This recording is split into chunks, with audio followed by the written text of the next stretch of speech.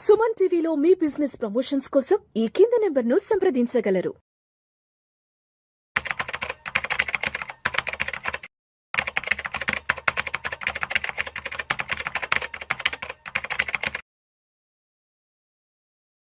నమస్తే, welcome to Suman TV. నేను విష్ణు. ప్రస్తుతం మనతో పాటు సీనియర్ స్టాక్ మార్కెట్ అనలిస్ట్ ప్రభు మాలంపాటి గారు ఉన్నారు.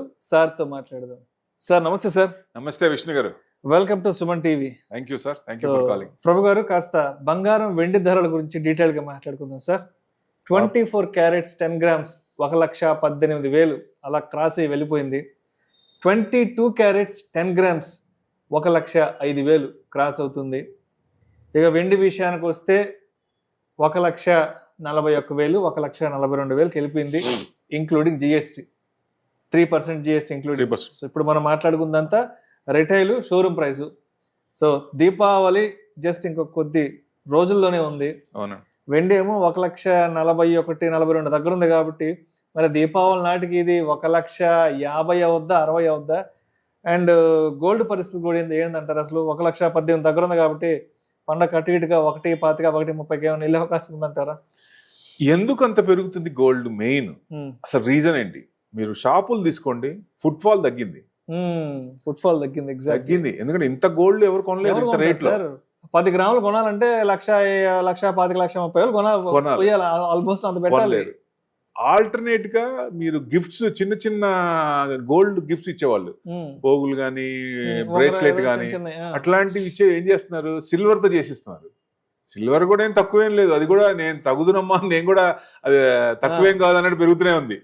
సో ఇంకా పెరిగే ఛాన్స్లే ఉన్నాయి. అసలు ఎందుకు అంత పెరుగుతుందంటే ఇప్పుడు అందరూ అంటే ఫారిన్ రిజర్వ్స్ లో డాలర్స్ ఫస్ట్ ఉంటాయి. మనకి 616 బిలియన్స్ ఉన్నాయి, గోల్డ్ 65 బిలియన్స్. తర్వాత ఇది అదర్స్ కరెన్సీ అంటే బాస్కెట్ ఆఫ్ కరెన్సీ అంటారు ఐఎంఎఫ్ దగ్గర, అది ఒక 18 బిలియన్ డాలర్స్. గవర్నమెంట్ ఏం చేస్తుంది? డీడాలరైజేషన్ అవుతోంది. యుఎస్ తెలుస్తూనే ఉంది, డీడాలరైజేషన్ ఉంది. ట్రంప్ డాన్సులు తెలుస్తూనే ఉంది. ఇంకా ఆయన ఏం చేస్తాడో తెలియదు. పెద్దన్న పొజిషన్లో ఉన్నప్పుడు ఏది కూడా కరెక్ట్గా లేదు, పొజిషన్ కరెక్ట్ లేదు. వాళ్ళు డిఫేమ్ అవుతున్నారు day by day. So dollar మీద ఎఫెక్ట్ తగ్గుతోంది. సో అందరూ డాలర్ రిజర్వ్స్ తగ్గించుకొని గోల్డ్ రిజర్వ్స్ పెంచాలని అనుకున్నారు. ఎప్పుడైతే ఇది అనుకున్నారో లాస్ట్ 5 years నేను అంతకు ముందు చూస్తే పెద్ద ఏం లేదు. లాస్ట్ 5 years నుంచి విపరీతంగా 1,000 to 1,500 మెట్రిక్ టన్స్ కొంటా ఉన్నారు. ఎప్పుడు కొనంది చైనా కూడా బాగా ఎక్కువ చేస్తుంది, 2,500 మెట్రిక్ టన్స్ చైనా. అవును, కొంటుంది. మ్యూచువల్ ఫండ్స్ లో కూడా అసలు గోల్డ్ అసలు ఒప్పుకునే వాళ్ళు కాదు. అంటే ఆ కంట్రీలో మెయిన్ వాళ్ళు ఏం చెప్తే అదే చేయాలి. మ్యూచువల్ ఫండ్స్ అయినా ఎవరైనా అసలు చేయడానికి లేదు. వాళ్ళు కూడా పర్మిషన్ ఇచ్చారు. మ్యూచువల్ ఫండ్స్ లో కూడా ఇన్వెస్ట్మెంట్ ఎక్రూ చేస్తున్నారు. సో కంటిన్యూస్ గా ఎక్రూ చేస్తూనే ఉన్నారు. చిన్న చిన్న కంట్రీస్ కూడా ఈ ఆపత్కాలం వచ్చినప్పుడు ఏం చేయాలా? ఇమ్మీడియట్ క్యాష్ కావాలి. కోవిడ్ లాంటిది మనం ఫేస్ అయ్యాం. అట్లా కొన్ని కంట్రీస్ కోవిడ్ లాంటి సిచ్యువేషన్ వచ్చినప్పుడు అతలాకుతలం అయిపోతాయి. సో అట్లాంటప్పుడు ఏం చేయాలనే ఆలోచనతో మనల్ని చూసి, మన రిఫార్మ్స్, మన పివి నరసింహ గారు రిఫార్మ్ చూసి ఆ టైంలో వాళ్ళు బయటికి ఎట్లా వచ్చారనే ఉద్దేశంతో ఇప్పుడు రైట్ టైంలో డాలర్ మీద ఎఫెక్ట్ తగ్గుతుంది కాబట్టి కన్వర్షన్ లో ఇప్పుడు ప్రతి వాళ్ళు ఎవరి కరెన్సీలో వాళ్ళు కట్టే ఛాన్సులు వస్తాయి ఫ్యూచర్ లో. సో అందుకని అది తగ్గించుకొని గోల్డ్ అనేది పెంచుకుంటున్నారు. అంటే 35 సంవత్సరాల క్రితం అప్పట్లో మన్మోహన్ సింగ్ గారు, పివి నరసింహారావు గారు వీళ్ళు తీసుకొచ్చిన ఆర్థిక సంస్కరణల్ని వాళ్ళు ఇప్పుడు తెలుస్తోంది దేశం మొత్తానికి. ఇప్పుడు తెలుస్తుంది ఎలా చేశారో ఏంటి అనేది ఇప్పుడు అవగతం అవుతుంది. ఎందుకంటే ఇప్పుడు శ్రీలంక కానీ కొన్ని కంట్రీలు చూసాం కదా, విపరీతంగా ఇబ్బంది పడ్డాయి. హై ఇంట్రెస్ట్ తీసుకుని చైనా వలలో చిక్కుకొని. సో ఏదైతే చేయకూడదో అలా కొన్ని చేసి ఇబ్బంది పడుతున్నారు. ఇక చిన్న చిన్న కంట్రీస్ కూడా ఓహో ఇట్లా రావాలి, ఇలా చేస్తే బెస్ట్, ఫ్యూచర్ లో మనకి ఏదైనా ఇబ్బంది వచ్చినప్పుడు మనం ఇమీడియట్ గా క్యాష్ కాబట్టి దాంట్లోంచి బయటికి రావచ్చు అనేది గోల్డ్ రిజర్వ్స్ పెంచుతున్నారు. అది మెయిన్ కారణం, అదే కారణం.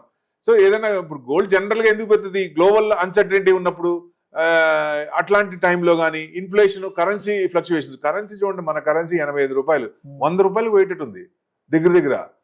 డైలీ తగ్గుతూనే ఉంది 30 పైసలు 40 పైసలు. ఎందుకంటే కన్వర్షన్ లో అంత అయితే ప్రతి వాళ్ళు కూడా ఎక్కువ పెట్టి కొనుక్కోవాలి కదా.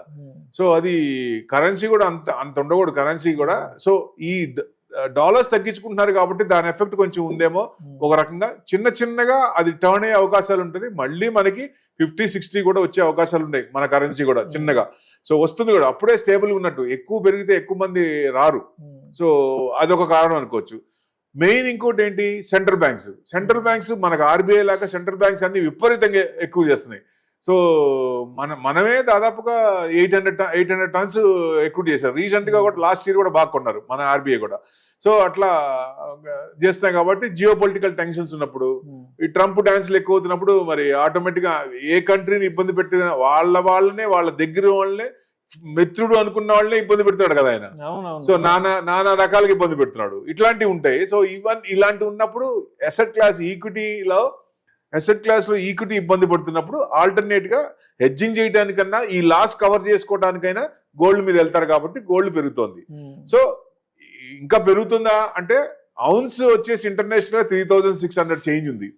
సో మాక్సిమం ఇలాగే కంటిన్యూ అవుతే ఈ జియో పొలిటికల్ టెన్షన్స్ ఇంకా 3 years టైం ఉంది ఆయనకి. ఆ 3 ఏళ్ళు ఏం చేస్తాడో తెలియదు కాబట్టి ఇంకా కొంచెం భయం అనేది మార్కెట్ కు ఉంది. అందుకనే మార్కెట్ రేంజ్ బౌండ్ లోనే కదలాడికలు ఉన్నాయి కానీ ఎక్కువ మూవ్మెంట్ రావట్లేదు బికాస్ ఆఫ్ మెయిన్ ట్రెమర్స్ వల్లే. సో అప్పుడు ఆల్టర్నేట్ ఏమవుతుందంటే గోల్డ్ పెరుగుతూనే ఉంటుంది. సో అది 4500 4600 ఇంటర్నేషనల్ ఔన్స్ రేట్ వచ్చిందా అంటే వచ్చే అవకాశాలు ఉన్నాయి. అంటే అంతవరకు తీసుకుంటే మనకి 135 to 145 1,45,000 వరకు వెళ్ళే ఛాన్సులు కనపడుతున్నాయి. సో ఎప్పుడైనా సరే ఇవన్నీ సెట్ అయిపోయి ఈక్విటీ మార్కెట్ పెరుగుతున్నప్పుడు చైనా కనుక అమ్మటం మొదలు పెడితే తగ్గే ఛాన్సులు ఉంటాయి. విపరీతంగా తగ్గుతుందా అంటే మళ్ళీ 1,00,000 వరకు రావచ్చు, అంతకు మించి తగ్గకపోవచ్చు అనేది ఎక్స్పెక్టేషన్. ఎందుకంటే ఎక్కువ చేస్తున్నాయి కాబట్టి. అంటే ఎక్కువ మైనింగ్ తక్కువ అయిపోయింది, ప్రొడక్షన్ తక్కువ అయిపోయింది, డిమాండ్ ఎక్కువైంది. ఇప్పుడు పండగల సీజను ఎంత లేదన్నా ఇప్పుడు పెళ్లి ఉంది అనుకోండి, చచ్చినట్టు కొనాల్సిందేగా. ఫంక్షన్ ఉంది, ఏ రేట్ అయినా 1,50,000 అయినా 2 లక్షలైనా కొనాల్సిందేగా, పెట్టాల్సిందేగా, తప్పదు. అసలు ముందు ఫస్ట్ ఏదన్నా ఫంక్షన్ అనుకున్నా ఏదన్నా ఫస్ట్ ఏం చూస్తారు, గోల్డ్లే ముందు రిజర్వ్స్ ఫస్ట్ అదే చేయాలనుకుంటారు. ఫస్ట్ అది చేసిన తర్వాత మిగతా పనులన్నీ మొదలు పెడతారు. సో ఆ ఫస్ట్ దాని మూలంగా కొంచెం సీజనల్ గా అది కూడా కొంచెం డిమాండ్ వస్తుంది. సో తప్పదు అనుకున్నప్పుడు తప్పదు, లేదు మనకి టైం ఉంది అనుకున్నప్పుడు ఇమీడియట్ గా కొనుక్కున్నా ఫ్యూచర్ లో తగ్గుతుంది అనే అవకాశం ఉన్నప్పుడు కొంచెం ఆగి కొనుక్కోవడం బెస్ట్. లేదా గోల్డ్ ఈటీఎఫ్స్ కానీ గోల్డ్ బీస్ కానీ పెట్టుకుంటే అవసరార్థం ఇన్వెస్ట్మెంట్ పరంగా గోల్డ్ చూడొద్దు. బాగా పెరిగిపోయింది, ఇంత పెట్టి కొనలేము. సో ఇంకా కొంచెం తగ్గుతుందా అంటే విపరీతంగా ఏం తగ్గే ఛాన్స్ కనపట్లేదు. కాబట్టి మనకి ఫ్యూచర్ లో ఒక 5 ఏళ్ళుగా 10 years గా ఏదైనా అవసరం ఉన్నప్పుడు ఎంత అవసరార్థం ఉందో అంతవరకు ఈటీఎఫ్ లో ఎక్రూట్ చేయడం మంచిది. అదే మీరు ఇన్వెస్ట్మెంట్ పరంగా చూడాలంటే ఎక్కడ చూడాలి, సిల్వర్ అనుకున్నాం కంటిన్యూస్ గా పెరుగుతూనే ఉంది. గోల్డ్ కొంచెం తగ్గినా అది ఎక్కడ ఏమాత్రం నేను తగ్గేదేలే అన్నట్టు పెరుగుతూనే ఉంది.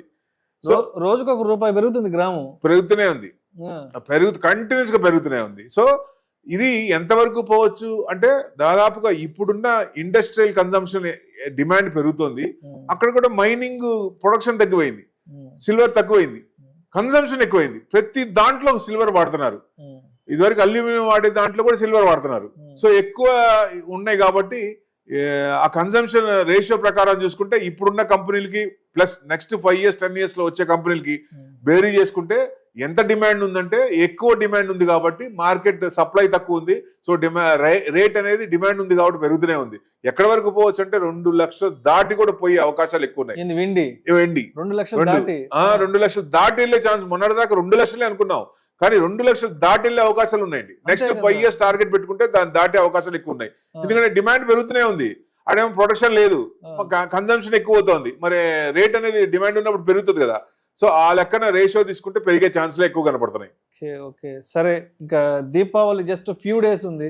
అవునండి, అప్రాక్సిమేట్ గా దీపావళికి ఎంత వరకు వెళ్ళొచ్చు అంటారు? ఇప్పుడు డిమాండ్ దివాళీకి ఫంక్షన్ ఉన్నప్పుడు కొంటూనే ఉంటారు కాబట్టి పెద్ద కొనుక్కోపోయినా గోల్డ్ నుంచి కొంచెం కన్వర్షన్ అయ్యి సిల్వర్, గోల్డ్ వాడే చోట ఆర్నమెంట్స్ కూడా సిల్వర్ ఆర్నమెంట్స్ వస్తున్నాయి బాగా. సో అట్లా తీసుకుంటున్నారు. గోల్డ్ కూడా ఇక్కడ నుంచి మీరు అనుకుంటే ఇంటర్నేషనల్ లెవెల్స్ 4600 అంటే ఆ రేంజ్ లోనే 125 వరకు రావచ్చా గోల్డ్ అంటే 125 క్రాస్ అయిందంటే 140 4600 ఔన్స్ అనుకున్నాం కదా, అక్కడ వరకు ఆ రేంజ్ లోనే ఉండొచ్చు. ఏదన్నా ఫాలింగ్ స్టార్ట్ అయితే మటుకు మళ్ళీ 1,00,000 వరకు రావచ్చా అంటే చైనా కనుక ప్రాఫిట్ బుకింగ్ లో ఉంది అంటే తగ్గే అవకాశాలు ఉన్నాయి. ఎందుకంటే వాళ్ళు ఎక్రూట్ చేస్తే ఉన్నారు, ఇయర్ ఆన్ ఇయర్ చేస్తూనే ఉన్నారు, అందుకనే తగ్గట్లేదు. ఇప్పుడు ఎక్కువ ఎవరైతే ఎక్కువ చేశారో డంప్ చేశారో అదంతా మళ్ళీ ప్రాఫిట్స్ బుక్ చేసుకుంటే అప్పుడు తగ్గే అవకాశాలు ఉంటాయి. అంటే ఎప్పుడో ఒకసారి గోల్డ్ రికార్డు ఇదివరకు చూసినా అంత రికార్డ్స్ పెద్ద ఏం లేవు, రేషియో రిటర్న్స్ ఏం లేవు. లాస్ట్ 5 years లోనే ఈ సంవత్సరం చూస్తే 41% ఉంది. అంటే ప్రతి సంవత్సరం 41% రాదు కదా. సో ఇంత పెరిగింది కంటిన్యూస్ గా ఇంకో 40% నెక్స్ట్ ఇయర్ పెరుగుతుందా అంటే అంత పెరగకపోవచ్చు కదా. ఒక రకంగా ఈ రకంగా పెరిగితే క్రైమ్ రేట్ చిన్న చిన్న గోల్డ్ వస్తువులకు కూడా క్రైమ్ రేట్ విపరీతంగా పెరిగిపోద్ది. సో అది కూడా కొంచెం ఇది చేసుకోవాలి. సో డెఫినెట్ గా కొంచెం తగ్గే ఛాన్సులు ఉన్నాయా అంటే వీళ్ళందరూ మూమెంట్ బట్టి దాన్ని బట్టి ఈక్విటీ మార్కెట్ కనుక బాగా మారితే యూటర్న్ తీసుకుంటే అప్పుడు కొంచెం తగ్గే ఛాన్సులు ఉన్నాయి. Right sir, right. Thank you sir, thank you so much Prabhu గారు.